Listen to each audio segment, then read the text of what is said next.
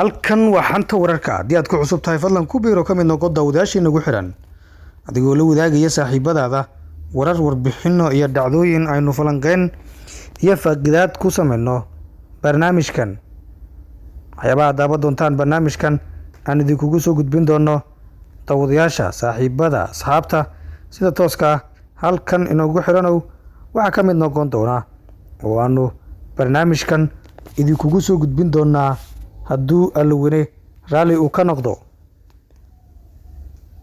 duqa muqdisho yuusuf xuseen jimcaale madaale xilka xayuubin ayuu ku sameynayaa xubno siyaasiyiin xubno ka tirsan maamulka gobolka banaadir kuwaasi oo ah guddoomiyaal degmo. waxaan soo gudbin doonaa maxay tahay sababta xilka qaadistaasi loo sameynayo, yaa ase xilka laga qaadi doonaa. barnaamijka ayaan kusoo gudbin doonaa hadduu alweyne raalli uu ka noqdo daawadayaasha saaxiibada sida tooska inagu xiranow. al-shabaab gobolka al-shabaab ay ku tarmaan xubnaha ururkaasi waxaan soo gudbin doonaa barnaamijkan aan idinkugu soo gudbin doonaa warbixin dhacdo ku gadaaman arrintaasi bidhaaminaysa. waxyaabaha kale aad daawan doontaan sidoo kalena barnaamijkan aan idinkugu soo gudbin doono waxaa ka mid noqon doona daawadayaal saaxiibayaal. waare waxa uu shaaca ka qaaday hagar ka jirta dagaalka lagula jira al-shabaab iyana barnaamijkan ayaan idinkugu soo gudbin doonaa hadduu alweyn raalli uu ka noqdo. soo dhawaada daawadayaal oo ku biira daawadayaasha sida tooska inagu xiran adigoo la wadaagaya saaxiibadaada warar warbixino iyo dhacdooyin.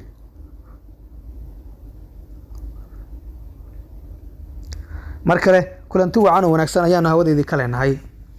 duqa muqdisho waxa uu xilka qaadis ku sameynayaa siyaasiyiin waa xubno guddoomiyaal degmo ah kuwaasi oo xilalka laga qaadi doono. warqadda xilka qaadistoosana la diyaariyey yaa ka mid ayaa ah su-aasha weyn ee taagan. warar lagu kalsoonaan karo oo aanu helayno ayaa sheegaya in guddoomiyaha gobolka banaadir ahna duqa muqdisho yuusuf xuseen jimcaale madaale uu xilka qaadis ku sameeyey qaar ka mid ah guddoomiyaasha degmooyinka gobolka. guddoomiye madaale ayaa qoray warqadda xilka qaadista guddoomiyaal degmo waxaana wararku sheegayaan in guddoomiyaasha xilalka laga qaaday lagu wargeliyey in xilalka laga qaaday una diyaargaroobaan xil wareejin. sidaan wararka ku helayno guddoomiyaasha xilalka laga qaaday ayaa waxaa ku jira guddoomiyaasha degmooyinka kaxda iyo xamar jajab. waxaa sidoo kale jira guddoomiyaal kale oo iyana xilka qaadistooda la diyaarinayo. guddoomiyaasha xilalka laga qaadayo ayaa waxaa u badan kuwo aada ugu dhowaa maamulka hore ee madaxweyne farmaajo waxaana lagu bedelayaa inta badan xubno ka tirsan maamul waa damul jadiid iyo kuwa aada ugu dhowdhow. madaxweyne xasan sheekh maxamuud ayaa la filayaa in dhowaan soo magacaabo guddoomiye ku-xigeenada maamulka gobolka iyo xogayaha gobolka waxaana magacaabista xubnahaasi kadib la filayaa in guddoomiyaal degmo xilalkii laga qaado. si kasta oo ay xaaladda noqoto xubnaha xilka laga qaadi doono ayaa waxaa ku jira macaawiya muudey oo ah guddoomiyaha xamar jajab.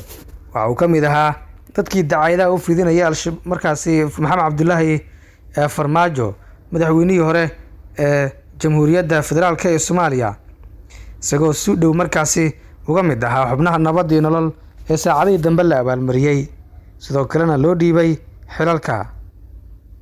si kasta oo xaaladda noqoto mucaawiye iyo guddoomiyaha kaxda ayaana la sheegayaa inay yihiin kuwa markaas iyagu xilalkooda weyn doona.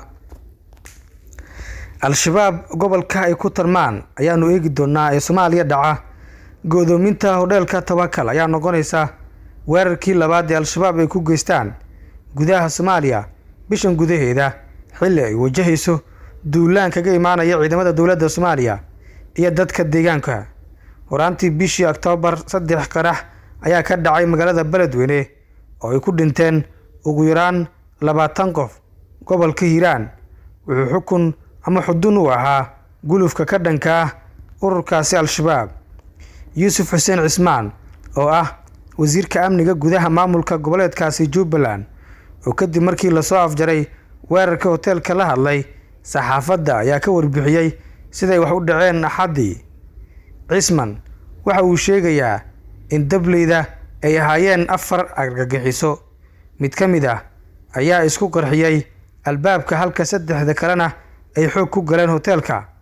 Dhammaan waa la baabi'iyay, ayuu yiri Cismaan, isagoo sidoo kalena sheegay in la soo badbaadiyay dadkii ugu badnaa ee lagu haystay hoteelka, balse uu jira gasaare soo gaaray arday waxba ka baranaysay iskuul ku dhawaa. Wasiirka hadalkiisa sii wata ayaa sheegay in ku dhawaad 9 qof ay ku naf waayeen weerarkan kuna dhaawacmeen ku dhawaad 50 kale oo ay ku jiraan arday ka soo baxday iskuul ku dhow meesha ay wax ka dhaceen. Cabdilcasiis Xuseen Isxaaq oo ah falanqeeye dhanka amniga ah oo ka tirsan xarunta Xamed bin Khalifa ee dalka Denmark ayaa sheegay in dowladda looga baahan yahay inay u diyaar garowdo dagaal ka dhaca deegaanada Jubbaland maadaama Al-shabaab ay awood badan ku leeyihiin halkaasi. Aniga waxaan qabaa in Jubbaland ay tahay meesha ay ku xooggan yihiin Al-shabaab, ayuu yiri. Jubbada Dhexe waxaa gebi ahaanba maamula xogaga ka tirsan Al-shabaab ama ku xiran Al-Qaacida.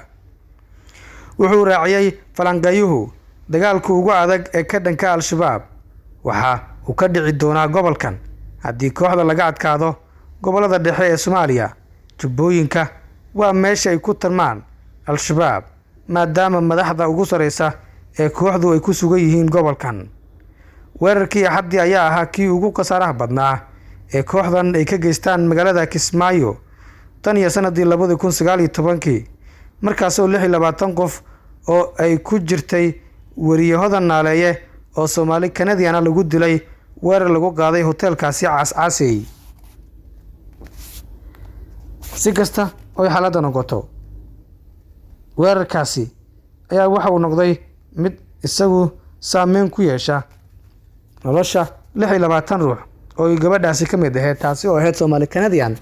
sidoo kalena inta badan sameey jirtay sheekooyinka iyo goobaha gurgurxoon ee Soomaaliyana markaasi u bandhigi jirtay caalamka. Waare waa madaxweynaha Hirshabeelle ee hore, waxa uu sheegay in dagaalka Al-shabaab uu yahay mid isku hagrasho ah. Maxamed Cabdi Waare madaxweynihii hore ayaa sheegaya ama wax lagu xumaado ku tilmaamay in maalinba deegaan ama qabiil gooni ah lagu eegto dagaalka kooxda Al-shabaab ee xilligan ka socda dalka. Qoraal kooban oo soo dhigay Twitter-ka ayuu ku muujiyay siday wax looga xishoodo u tahay in deegaanka yar ee Masaajid Cali Guduud uu ka badan 3 maalmood uu ka socdo dagaal qaraar, taasoo muujinaysa in Al-shabaab ay isku aruursadeen deegaanka. Wuxuu la yaab ku tilmaamay sababta markii hore reer Shabeellada Dhexe gadaal iskugu dhigayeen maalmihii uu sida xoogan u socday dagaalka Hiiraan iyo sababta uu istaagay howlgalkii xooganaa ee Hiiraan markii uu bilowday dagaalka Shabeellada Dhexe. Masaajid Cali Guduud waxay ahayd in la weeraro inta uu socday dagaalka Hiiraan, maalin walba in hal qabiil lagu fiirsado dagaalka oo shabaabku isugu yimaado ma aha talo shaqaynaysa, ayuu yiri madaxweynihii hore Hirshabeelle Waare. Sidoo kale wuxuu ku baaqay in si isku mid ah dalka oo dhan howlgalladu uga bilowdaan si Al-shabaab u awoodi waayaan inay hal deegaan awood si gaar ah iskugu geeyaan. Hadda waa in dagaalku ka bilowdo wadanka oo dhan. Saan talo ma ahan, ayuu yiri Waare oo isagu markaasi hadlayay. Sida ay sheegayaan wararka ka imaanaya Shabeellada Dhexe, ciidankii ugu badnaa Al-shabaab ayaa ku sugan deegaanada hoostaga deegaanka Masaajid Cali Guduud, halkaasi ay ka dhacayaan in ciidamada dawladdu u gudbaan degmada Aadan Yabaal. Shalay ayay ahayd markii ciidamada dawladda Soomaaliya ay sheegtay in howlgallo ay iska kaashadeen hay'adda sirdoonka iyo saaxiibada caalamiga ah ee Soomaaliya taageera lagu laayay horjoogayaal iyo xubno ka tirsan Al-shabaab oo deegaankaasi ku sugnaa. Dawladdu waxay sheegtay in weerarkaasi Al-shabaab kaga dishay horjoogayaal ay ku jiraan Cabdilaahi Cali Caraale iyo Muscab Cabdalla Sani oo kamid ahaa amiirada kooxda u qaabilsanaa howlgallada xooggan ee hadda ka socda Shabeellada Dhexe. Inta ayaa ku soo gabagabeynaa barnaamijkan. Fadlan haddii aad ku cusub tahay ha hilmaamin inaad leeg saarto, la wadaagta saaxiibadaada warar, warbixino iyo dhacdooyin aynu falanqeyn ifaaqadaad ku sameyno. Inta aanu barnaamijkan midkiisa kale ku kulmi doono daawade, waxaan ku dhaafnaa sida ay amaana Allah. Nabadiina saaxiibayaal, daawadayaal. Halkan waa Xanta Wararka.